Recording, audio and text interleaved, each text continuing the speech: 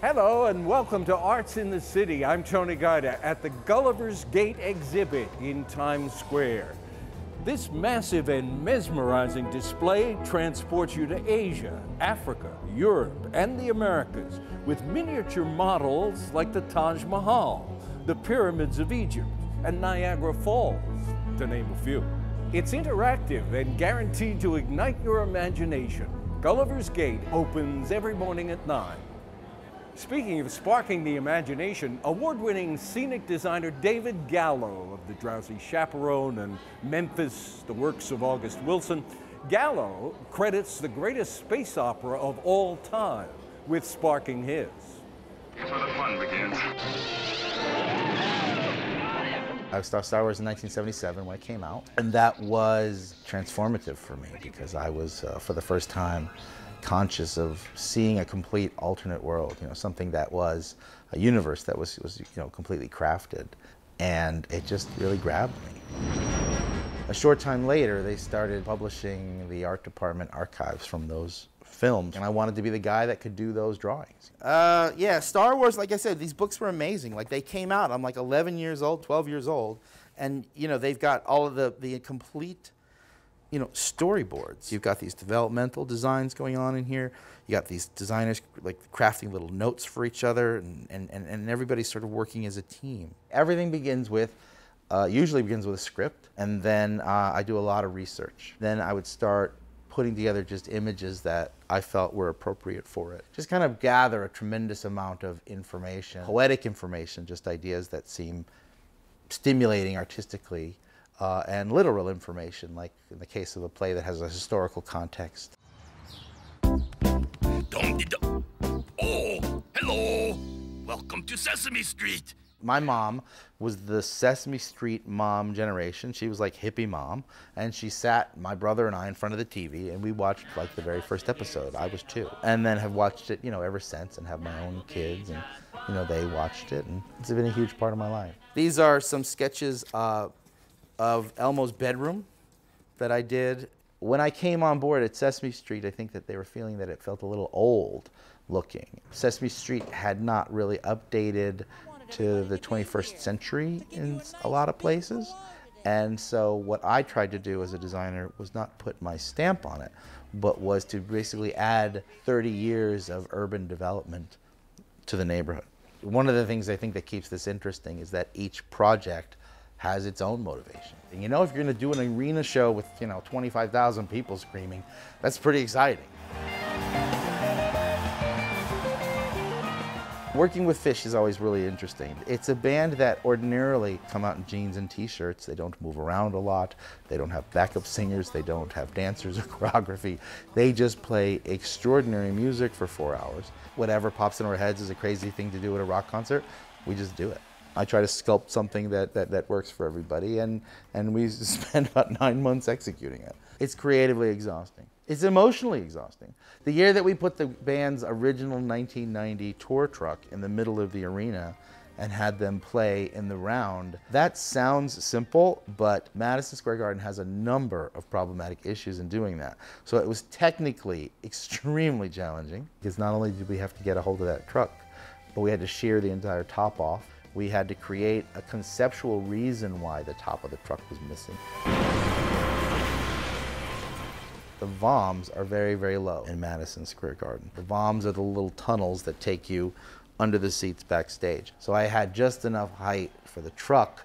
I had to compress the equipment and all of that business for the band into the truck and had them lift up on hydraulic elevators. This is a collage that I did for the last August Wilson play, Radio Golf. So this is the drop that played when the audience came in, that showed the entirety of the Hill District. All of the plays are represented in here. So you have the cars from Jitney, you've got King Headley, you've got Ma Rainey. The paint finishes are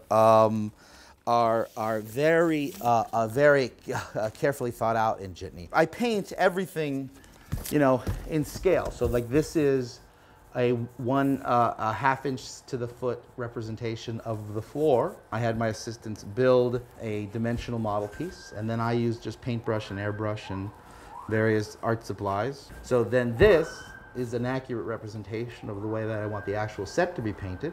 And this is actually what the painters hold in their hands while they're painting the set. The curtain rises.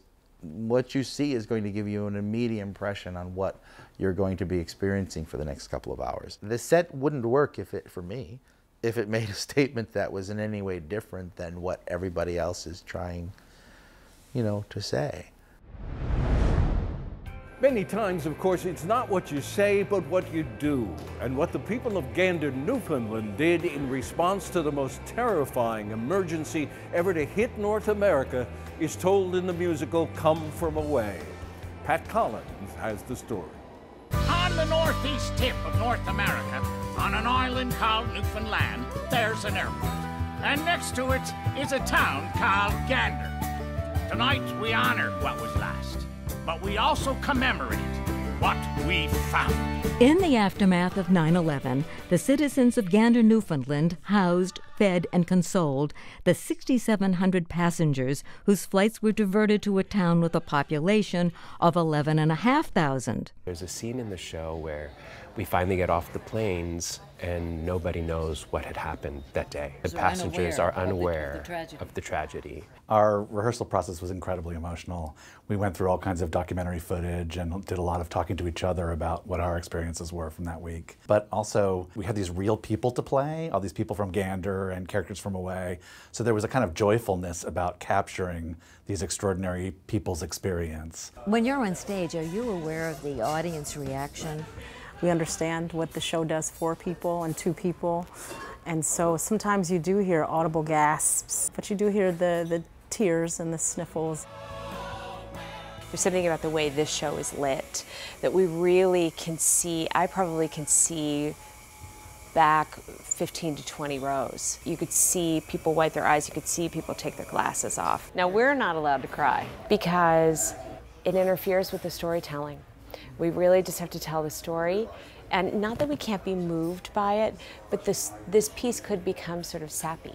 Suddenly all of those pilots protesting me. Well, they can get their own drinks. For the pivotal role of American Airlines Captain Beverly Bass, the airline's first female pilot, director Christopher Ashley chose Jen Colella. Jen and her fellow cast members play multiple roles. I have 3 main characters. Anywhere between 7 and 10. I haven't actually counted in rehearsals. It was a bit confusing. We play so many parts and we're in so many locations in the show. And I felt a little schizophrenic in the beginning, but I think we got it under control now. Hi, how are you? The post-show conversations between the cast and audience members at the Schoenfeld Theater stage door are often emotional ones. This story connects to me so much because when I was a little girl, I actually watched the towers fall from my house. Oh my gosh. It's really about sharing stories. Well, it's cathartic. Yeah. For everyone involved. I came out the stage door and there were 2 women who obviously were really impacted. And they said, we lost our husbands in the towers. And they said, well, we're gonna go to Gander. We wanna go someplace where something good happened on that day. Here on the edge of the Atlantic, on an island in between. Come From Away's book, lyrics, and music were written by Irene Sankoff and David Hine, a married Canadian writing team.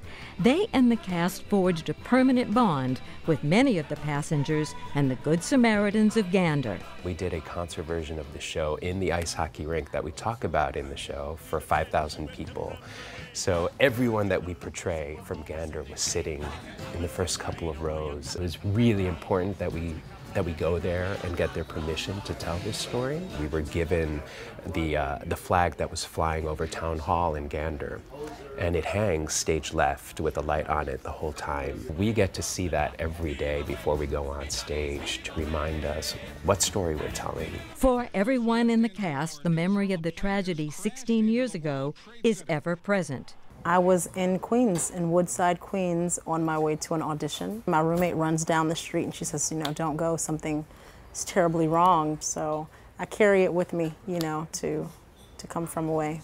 The biggest gift for me about this show, and I've heard audience members say this too, is that I finally have a different version of that day in my head.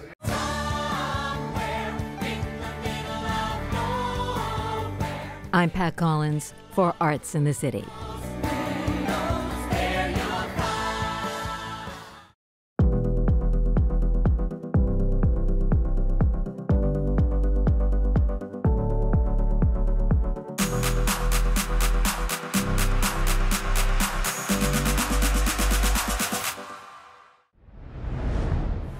If you think of animation, you probably think of Disney or Pixar.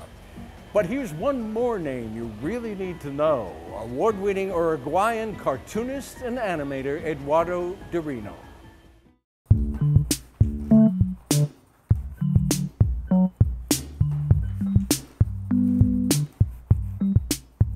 It all started when I was very young in Uruguay. I went to the Cine Club and they were showing some films from Norman McLaren, and he used to draw directly on the film itself. And I got excited because I said, well, I can do that. I have no camera, but I can paint on the film. I bought a reel and I started doing it.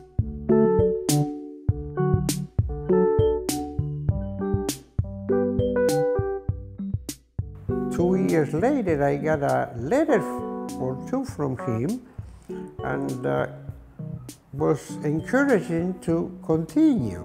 And for me, it was like getting an Oscar because he was the master on painting. But I used to draw well, so I kept doing some cartoon and so on until I came to New York to study film at NYU.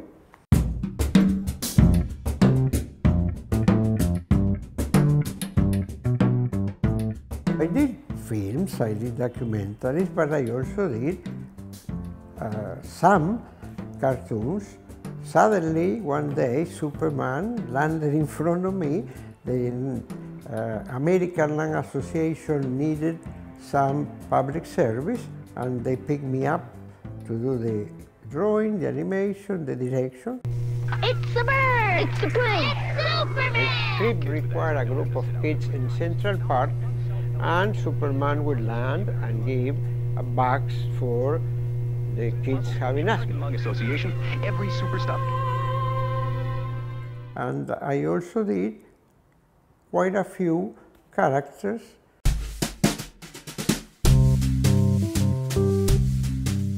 They belong to other artists who designed them. I had the pleasure of animating. I put motion into that. Snoopy was fun to draw because it was loose for me, and the funny thing was that Snoopy goes on one way, so it didn't rotate back then. Now we have a 3D movie, and I saw the trailer and I didn't want to see it because it will ruin my vision of Snoopy. Video came and I didn't like it so much, but we had to keep working. And then computers with the digital technology came, but I had to learn each of the new techniques. And software-wise, oh my God, how many we have used. All these years, right, there is something in animation that I always loved and that it got me since the earlier days when I was able to draw something and see it on the screen. Those drawings come alive. Whatever we did 30, 40 years ago is still done today.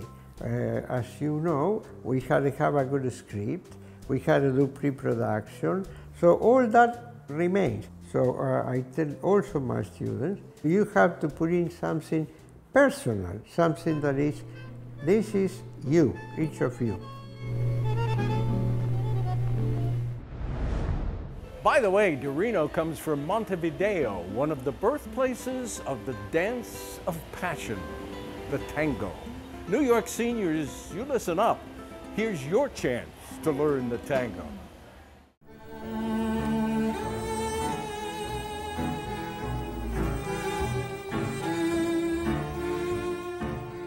It's been a world-renowned form of dance that combines the athletic with the sensual.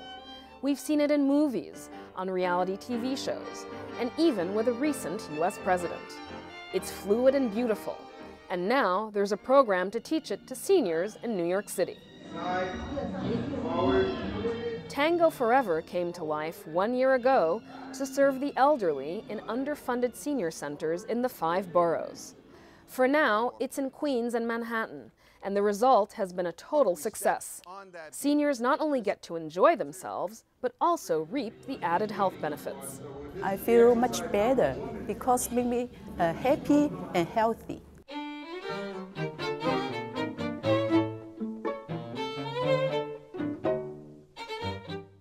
Argentine tango is basically a dialogue between 2 partners, a leader and a follower, and for it to be successful, one's mind and body have to essentially listen to the leader's movements. Might sound easy, but that's where a good and patient teacher comes in. Once the body got it, then we can just walk through. 3, 4. Thomas Reali has been a tangero for over 20 years. Even to people that are in the regular community, I have this way of teaching, which is to make sure that they don't get lost into something more complicated than needs to be. Thomas joined the Tango Forever Foundation because he himself saw the health benefits and was all the more enthusiastic to see similar results in an aging community. The amazing thing is that how much the people they get more and more interested as this curriculum goes on, and because they're experiencing changes in themselves and their bodies. And there's so much research that coincides with this. For me, to watch this happening is very interesting. Once a week, in senior centers in Manhattan and Queens, Tango Forever attracts all of what makes New York, well, New York. On this rainy day on the Upper West Side at the Red Oak Senior Center, the crowd might be thin, but for Carmen Ortiz and Clinton Powell, a little drizzle won't keep them away. You feel like a love or something inside you. And it makes it like graceful, very graceful. And at the Benjamin Rosenthal Senior Center in Flushing, they were also delighted to dance the tango, with testimonials that can only fuel the desire of this tangero to keep teaching. I learned a lot. Not a lot in the meaning of the dance, but for my spirit, health, that's good for me. Dancing in general give you some movements. It's good for your mind and physically your body. And no matter how you move a little bit here and there, it helps. After taking lessons for many months, seniors strut their stuff at a Tango Forever event. So New Yorkers, you have no excuse. Join the movement and embrace the tango. I'm Magalie Laguerre Wilkinson for Arts in the City. From passionate dance to high Renaissance art, an exhibit of replicas of Michelangelo's frescoes for the Sistine Chapel is here for you. We saw it at the Oculus at the World Trade Center.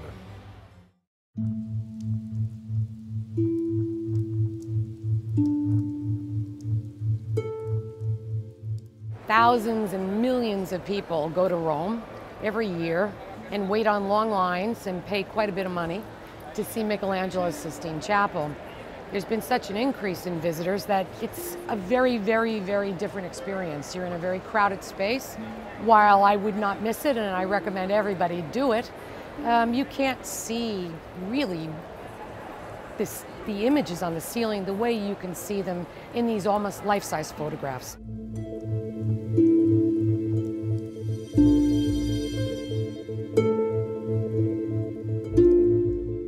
The Sistine Chapel is the chapel of the Pope. This is a very special space. This is the Vatican, its religious corporate message of how the church saw itself at the turn of the 16th century.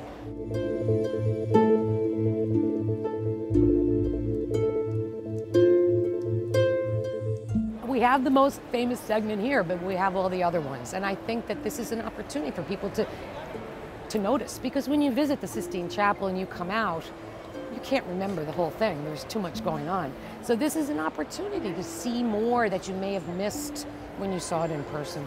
What's really special here are the triangular spaces with the ancestors of Christ, because those are among the most difficult to see actually in the chapel. So this for me was a great pleasure to see this morning.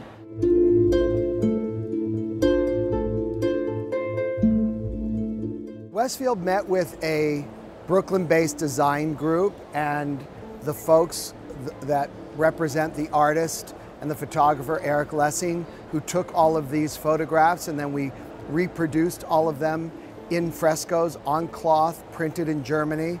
And then we designed this exhibit really so that our visitors can see it up close. I think for those of us that are religious, we get it and we see it and we feel it here. And for those of us that are not so religious, I think his forms and his art is small s spiritual, like very, very uplifting.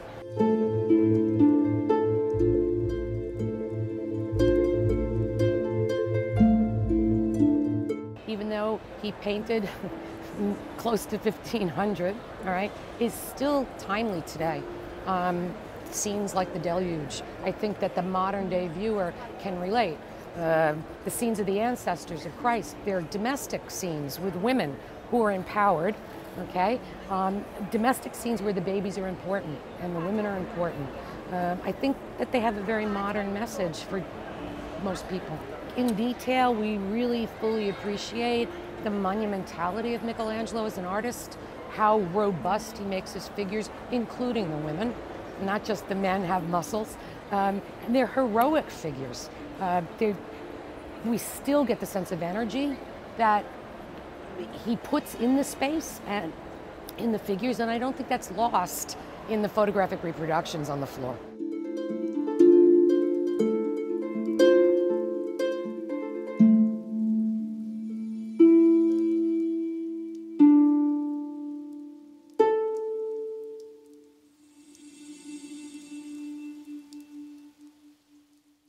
Up close, Michelangelo's Sistine Chapel is currently on display at the Garden State Plaza in Paramus, New Jersey, through October 15th.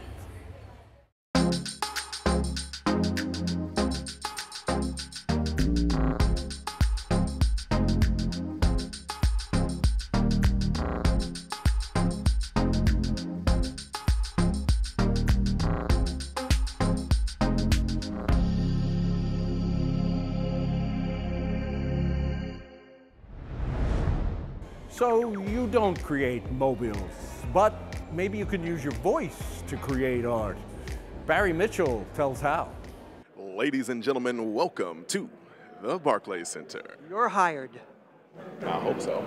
They're holding open auditions today for a new Brooklyn Nets stadium announcer. In the interest of time, we will be moving quickly. Gotta say, we're overwhelmed here by the attendance. Thank you so much. This is wonderful. We're going to try to give everybody a fair opportunity to show us what you got. Our show is called Arts in the City. Is there an art to being a stadium announcer? There's definitely an art to being a stadium announcer. You have to know how to read the crowd. You have to know the intelligence of the game. You have to know what information is important to deliver, what information isn't necessary, and how to handle that information on the fly. Everything is score sensitive, so if the score is up, you may deliver it one way. If we're down, another way. Very funny. I'm an retired assistant principal. So wait a minute, does that mean you made the announcements on the PA system every morning? Please don't throw food in the student cafeteria. It's disrespectful to the staff.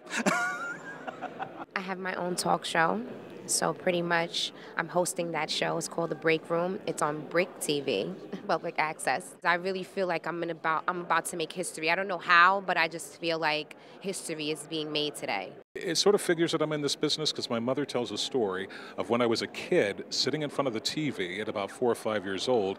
A plumber came to the house and saw me mimicking a PBS announcer's voice. And the plumber stopped and said, "Does he always do this?" And she said, "Yes." So I think I'm in the right business. And the head coach of the Dallas Mavericks is Rick Carlisle. I'm from Melbourne, Australia originally, but I live in Manhattan. I've been following basketball my entire life. and love the Brooklyn Nets, so why not come along and try this out?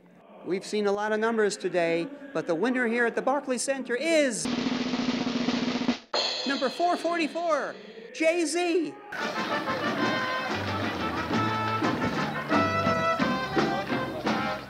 He's always a winner at the Barclays Center. Barry Mitchell, Arts in the City. We leave you today in the Bronx, where the handwriting is on the wall, our hidden gem. I think graffiti is a way of life. It's multicultural. It's humbling. It's a very positive art form. It's deep. The history of graffiti was basically just to put your name up. You know, you want to be known, and the more you did it, the more people saw your name. Especially, you know, growing up in the South Bronx, you know, you had guys who were stick-up kids. You had the pimps, you know, the local drug dealers, and everybody knew who they were. And this way you could do it, you know, without really getting too close to, you know, heavy crime. So that's stuff that goes back to the 40s and 50s, very crude stuff, but the graffiti that we know, I think it started about 1968. Graffiti is really the art of the people in a lot of ways. But if I was looking at the tradition of it, it's writing your name on a wall with spray paint and not asking permission. I think the Bronx keeps graffiti alive in a lot of ways. I think what's great is that the Bronx just keeps it real. By real, I mean like you have artists who are constantly, you know, out doing walls. Everybody's painting every weekend, and I think it's home to a lot of style and a lot of innovation. It hasn't really changed from 40 years ago to today. It's just different because you have kids who don't paint on subways, obviously, but they do stuff online. Or you can do a mural and take a picture, and because of the internet, someone in Japan could see something that you did, and that couldn't have happened 40 years ago. That didn't exist. I think some people don't consider graffiti an art form because of their mindset and their prejudices. And what I mean by prejudices, it's over the older people. They think that graffiti is just the random act of tagging. And as we started bringing it to the public, people started realizing and understanding there was something going on that was really deep. All that stuff that's relevant to the 60s I grew up with is very clean, very powerful, very colorful. And I think that's what my style is. It's very to the point. A lot of people know that I paint flowers and I do very kind of abstract. I play around. A lot of artists would say it's raw, that I have this kind of raw 1970s feel to my work. A lot of times people will use a graffiti piece for like a murder scene or something really negative. So I think that there has to be an overall look at, you know, the way that we're portraying it. Like the early articles that came out about graffiti, they understood that we were kids from the South Bronx or from Brooklyn or from Queens, from whatever, and that, you know, we had opinions and voices. A lot of people feel that when graffiti left the trains, it died. It's a tricky situation because you always want growth, but gentrification has a way of taking growth and destroying lives. Graffiti won't change because it's a rebellious art form. You know, gentrification is going to do what it's going to do. I don't think it'll affect graffiti. It might help placing graffiti in sections or in areas where we couldn't get to. I feel like the Bronx as an artist is really magical, and I feel like very blessed, and I think that what's happening in the Bronx, all the artists, and how everybody is very engaged with making the Bronx better and who have worked for many years to kind of bring attention to the Bronx. I'm excited about the Bronx's future, and I hope that I'll still be here. That's our show for today. For more information on our stories, visit CUNY.tv. I'm Tony Guida. See you next time on Arts in the City.